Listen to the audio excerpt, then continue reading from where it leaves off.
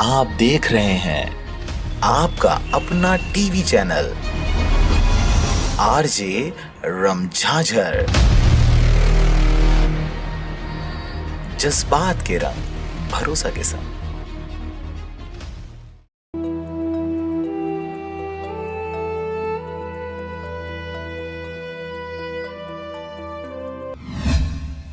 इन दिनों देश सहित जिले में मनुष्य जीवन की बढ़ती हुई व्यस्तता को देखते हुए शरीर को स्वस्थ रखने के लिए अनेकों योगा संबंधित कार्यक्रम आयोजित किए जा रहे हैं।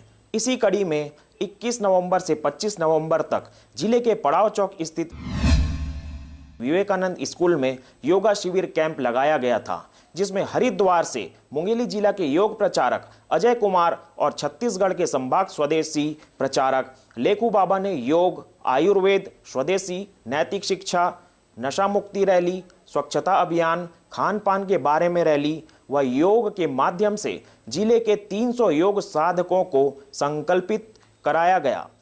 25 नवंबर को योग शिविर के समापन अवसर पर जिले के सम्माननीय पत्रकारगण, स्कूल के शिक्षकगण, स्कूली बच्चे व भारी मात्रा में जिलेवासी उपस्थित रहे।